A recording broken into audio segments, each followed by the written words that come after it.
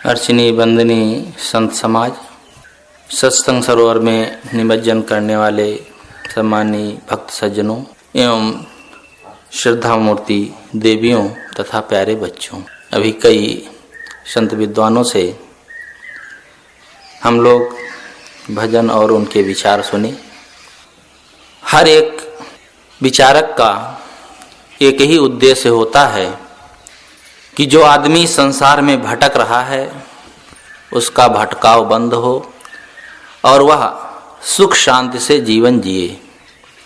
सुख शांति से हर व्यक्ति जीना चाहता है, लेकिन जीने का जो उसका तरीका है वो ठीक नहीं है। इसलिए सुख शांति चाहते हुए भी वो सुख शांति नहीं पाता है। संसार में दो ही चीजें हैं, एक तो काम है और दूसरा राम है।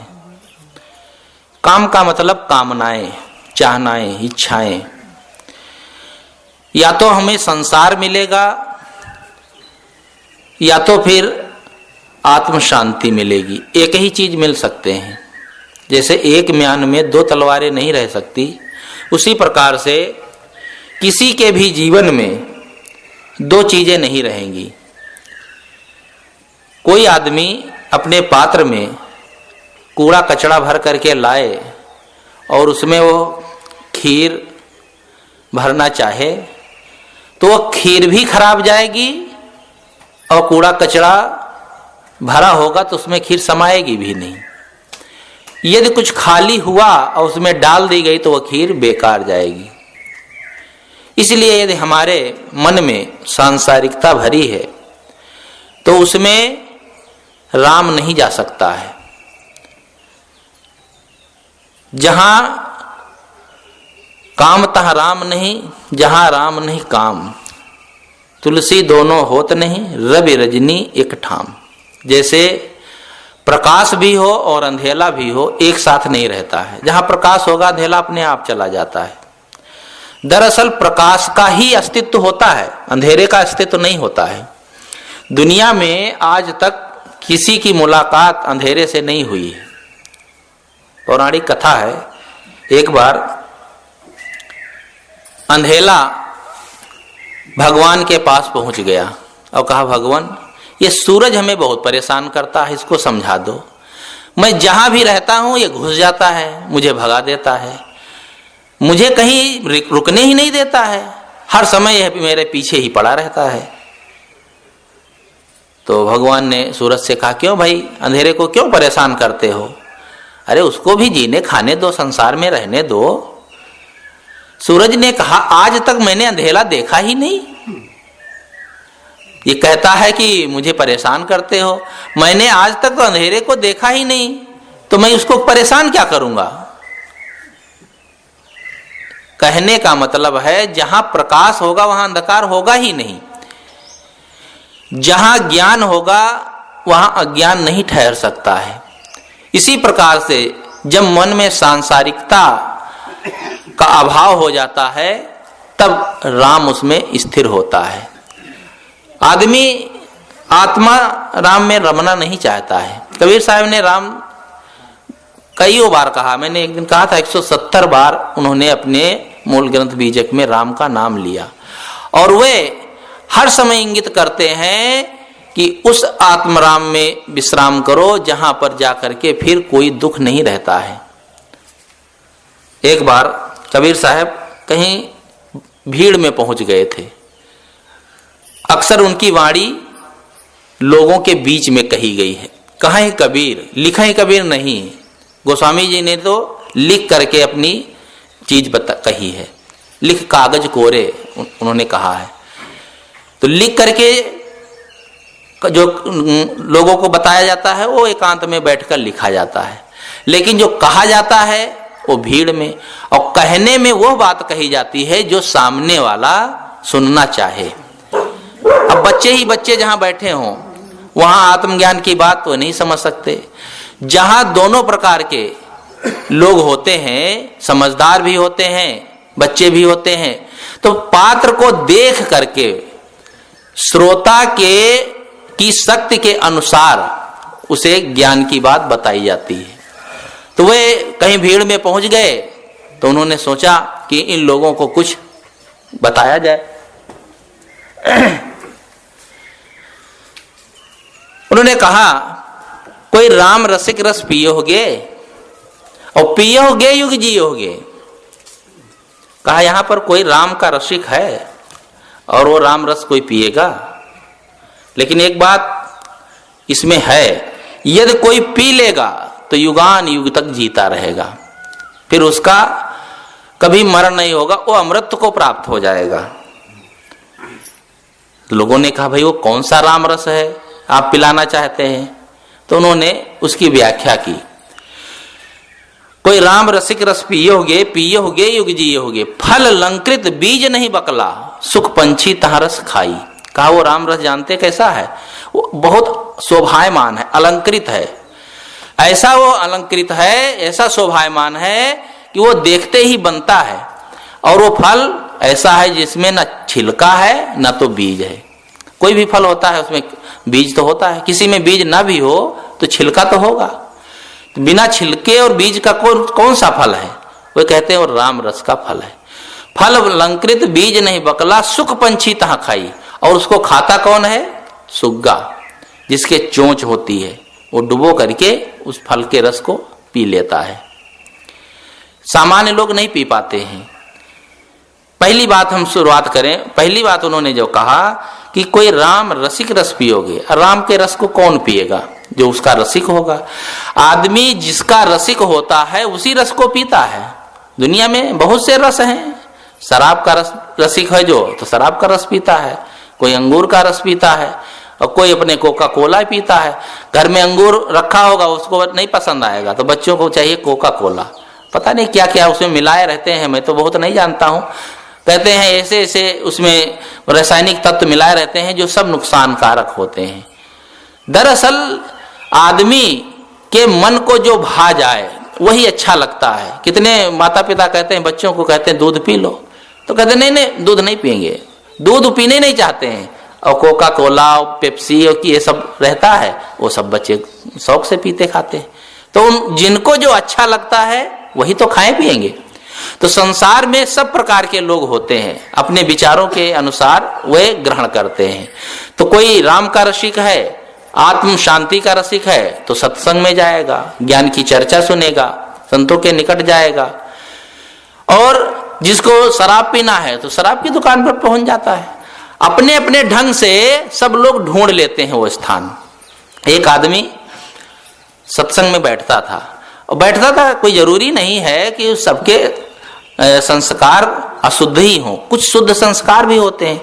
तो शराब पीता था, और शराब वो कभी कभी पीता था। तो संत महात्मा कहें कि भाई तुम शराब पीते हो, छोड़ दो। अब जो सत्संग में बैठेगा उसी को तो कह पाएंगे, सड़क चलते सबको कहाँ उपदेश देंगे? और देंगे भी तो सुनने वाला कौन है? कहेंगे बाबा अपने रास्ते जाओ, हमको जो करना है करने दो। और वो सड़क पर शराबी जो शराब पी कर घूमता है ना, तो बाबा लोगों को लंबी नमस्कार करता है, वो प्रणाम झुक करके, लगेगा ये बहुत बड़ा भगत है, क्योंकि उसको नशे में लगता है। नशे में वास्तविकता दिखाई देती है कि हाँ ये महात्मा है, इनसे प्रणाम करना चाहिए। जब नशा उतरता है तब वो बनावटी होता है। तो वो कहे महाराज हम चाहते ही नहीं है शराब ना पिए, लेकिन क्या कहें, जब उधर से निकलता हूं तो मेरी साइकिल का हैंडल अपने आप मुड़ जाता है भट्टी की तरफ। तो कहे भट्टी की तरफ अपने आप मुड़ जाता? कहा हाँ महाराज हम चाहते ही नहीं, वो हैंडल ही मुड़ जाता है। तो हैंडल कहाँ से मुड़ता है? बाहर का हैंडल नहीं, पहले अंदर से हैंडल मुड़ता है। मन का हैंडल मुड़ता है कि अरे भट्टी है, चलो एक पैग मार लेते हैं।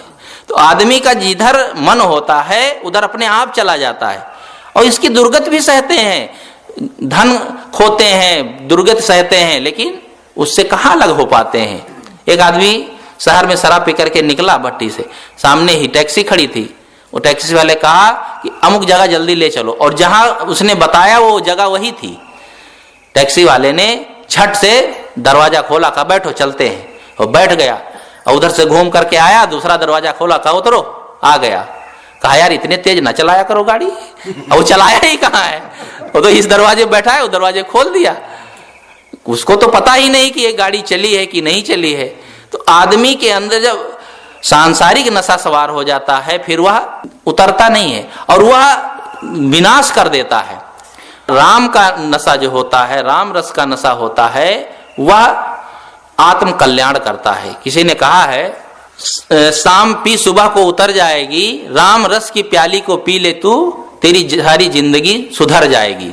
शराब की प्याली यदि पिएंगे तो शाम को पिएंगे तो सुबह तक उतर जाता है, लेकिन आत्म शांति का यदि जिसे रस पसंद आ गया वो जीवन भर उसकी खुमारी चढ़ी रहती है। जिसे अपने गुरु संतों में, सदगुरु में प्रेम है, उसकी खुमारी सदैव चढ़ी रहती है। सबका शरीर तो रहता नहीं है। जिस मान लो कोई हम किसी गुरु से जुड़े हैं तो सदैव उसका शरीर थोड़े रहेगा, शरीर से छूटेगा, लेकिन उनके प्रतिरूप जो संत होते हैं या उसकी जो वाणी है उसके आधार पर हम अपना जीवन जीते हैं। उन्होंने क्या उपदेश किया, कैसा जीवन जिया, या उनके अनुरूप जो संत उपदेश करते हैं उन उपदेशों को लेकर के हम अपने जीवन को जीते हैं। कितने लोग होते हैं, कुछ इसमें भी आदमी के मतभेद हो जाते हैं, वो भटकने का कारण बनते हैं। हमारे यहाँ एक भक्त आए, कहे साहब हमारे गुरु जी नहीं रहे, किसका आधार है? गुरु जी ने कहा संतों का आधार है, संत जाएंगे, संत आपको। कहा नहीं नहीं हम तो अपने गुरु जी को ही मानते। कहा तुम कुछ अपने गुरु जी को भी नहीं मानते हो। संत गुरु आधार और न रक्षक कोई, संत और गुरु में भेद नहीं होता है। संत वही होते हैं, वही किसी के लिए गुरु है तो किसी के लिए वो संत है। लेकिन अगर भेद रखते हैं तो इसका मतलब है तुमको अपने गुरु में भी प्रेम नहीं है। जब संतों में प्रेम नहीं है तो गुरु में प्रेम क्या होगा? अरे रामायण पढ़ते हो, भागवत पढ़ते हो, सब पढ़ते हो, रामायण में क्या लिखा है?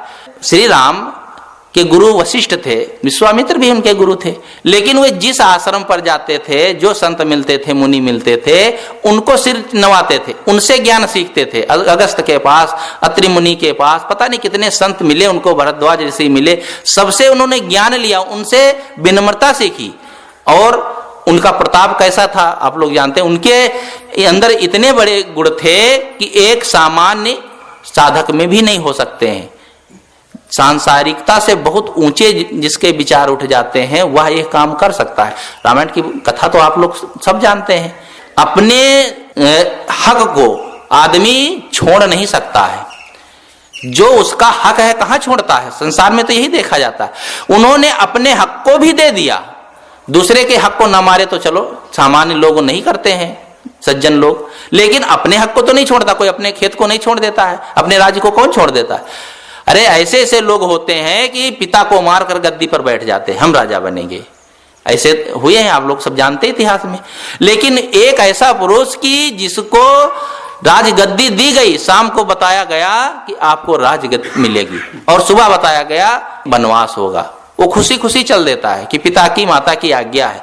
पिता माता की आज्ञा ही मात्र नहीं, उसके शुभ संस्कार, तब वो उसके मन में ये भावना हुई कि हाँ नहीं मुझे एक काम करना है। आदर्श स्थापित करना खेल नहीं होता है। हम आदर्श अपने परिजनों के सामने तभी स्थापित कर पाते हैं जब हम कोई अच्छा कार्य करते।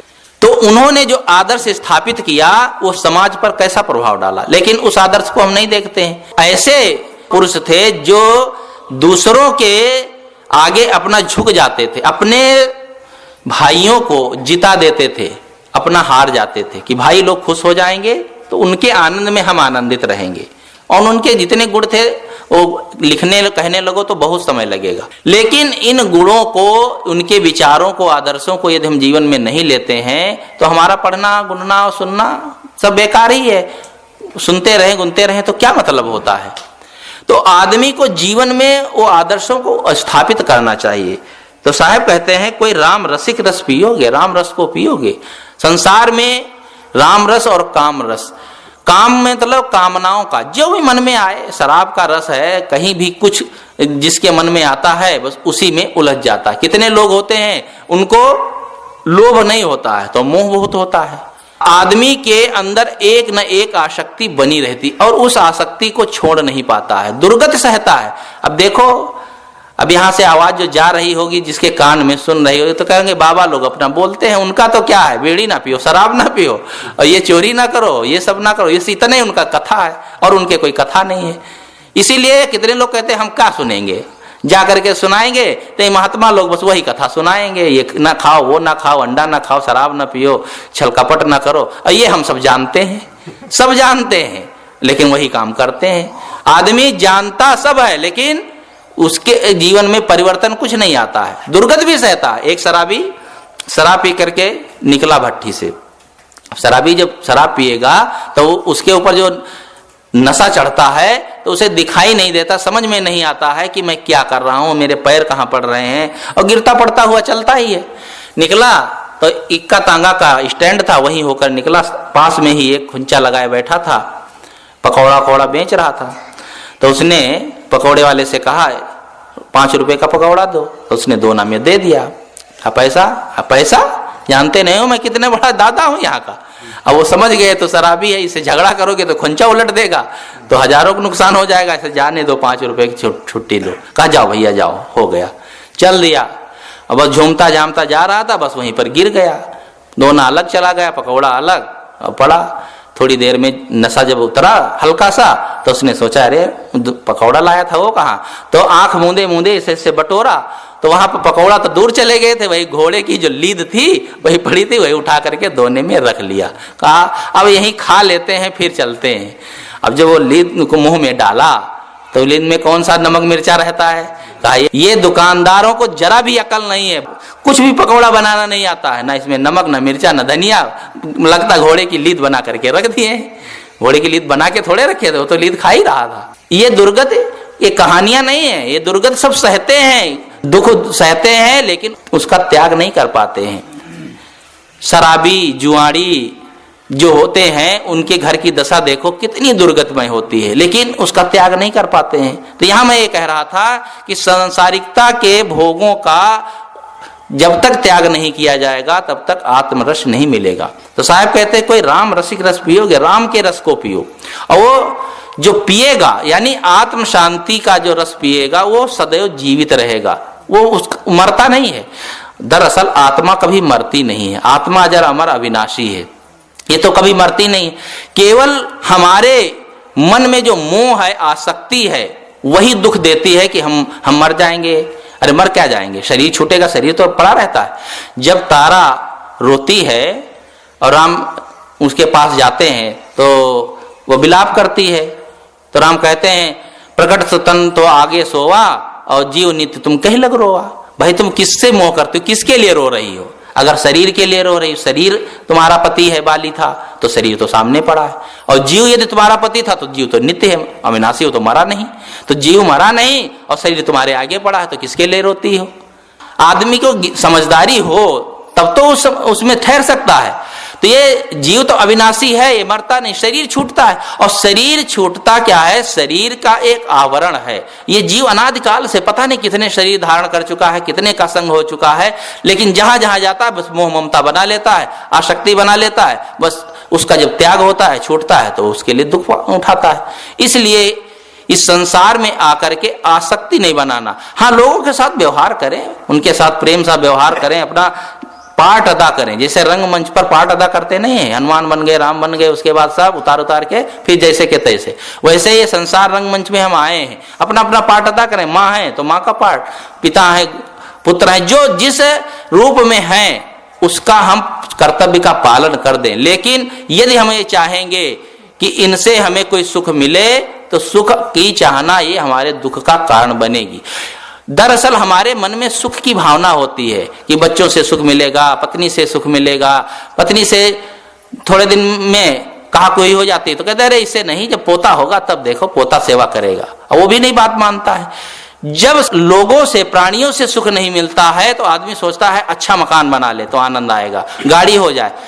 सब कुछ हो जाने के बाद भी उसे आनंद नहीं आता है, सुख नहीं मिलता है, तब वो निराश हो जाता है। जब चारों तरफ से आदमी निराश होता है तो कहते अब भगवान के शरण में जाओ। जब कहीं नहीं सुख पाता तो भगवान की शरण में जाता है। अगर पहले से ही भगवान की शरण में रहो, जहां आप जी रहे हैं, खा रहे हैं, उन लोगों के बीच में रह करके ही भगवान की शरण में क्यों नहीं चले जाते हो? और चले जाओ तो दुख होगा ही क्यों? आप कहेंगे दुख कैसे नहीं होगा, चोट लगेगी तो दुख नहीं होगा, बुखार आएगा तो दुख नहीं होगा। वो दुख नहीं है, वो तो कष्ट है। बुखार आए, चोट लग जाए, कोई शरीर में बीमारी हो जाए, ये सब होता रहेगा, लेकिन आपको पीड़ा नहीं होगी। आप जानते हैं अरे तो शरीर है, इसमें रोक दोख लगा करते हैं, मन में लोगों की अनुकूलताएं प्रतिकूलताएं आती रहती हैं, वह को सह लेंगे। लेकिन आदमी उससे बच नहीं पाता है, क्योंकि उसी में उलझ जाता है। इसीलिए किसी ने कहा कि सुख दुख या संसार में सब काहू को होए, ज्ञानी काटे ज्ञान से मूर्ख काटे रोए। सुख दुख होते हैं, लेकिन मूर्ख आदमी रो रो के काटता है और ज्ञानी आदमी विचार पूर्वक उसे त्याग देता है। इसलिए हम संसार से मुड़ करके अपने आत्मा राम को समझें।